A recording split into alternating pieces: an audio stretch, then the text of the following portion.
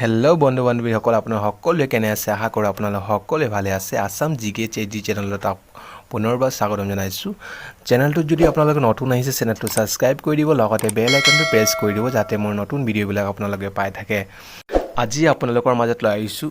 ভাৰতৰ ক্ৰিকেট খেল ফুটবল খেল হকি খেলৰ কেইটামান প্ৰশ্ন তো বলক প্ৰশ্নলৈ নাম্বাৰ 1 অলিম্পিক খেলৰ জন্ম ক'ত হৈছিল উত্তৰটো হৈছে গ্ৰীচত হৈছিল অলিম্পিকৰ জন্ম নাম্বাৰ 2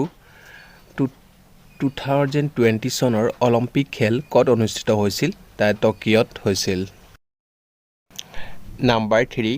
অলিম্পিক পদক জয় কৰা প্ৰথম ভাৰতীয় খেলুৱৈজনৰ নাম কি উত্তৰটো হৈছে নাৰমান পিটছাব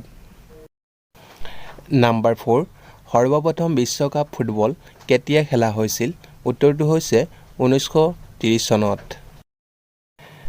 নাম্বাৰ 5 বিশ্বকাপ ক্ৰিকেট খেল কোন চনৰ পৰা আৰম্ভ হৈছিল উত্তৰটো হৈছে 1972 চনৰ পৰা নাম্বাৰ 6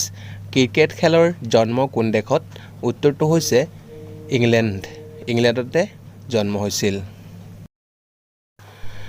নাম্বাৰ 7 প্ৰথম এছিয়ান গেমছ ক'ত অনুষ্ঠিত হৈছিল উত্তৰটো হৈছে দিল্লীতে অনুষ্ঠিত হৈছিল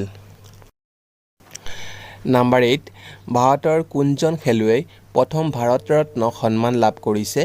উত্তৰটো হৈছে শচীন তেণ্ডুলকাৰে নাম্বাৰ 9 দবা খেলৰ জন্ম কোন দেশত হৈছিল উত্তৰটো হৈছে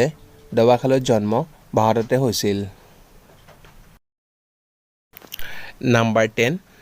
ভাৰতৰ প্ৰথম অলিম্পিক পদক জয়ী মহিলা কোন উত্তৰটো হৈছে কৰ্ণাম মালেশ্বৰী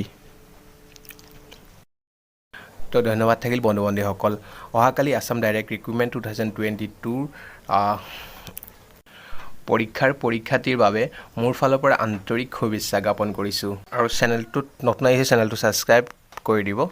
জয় অসম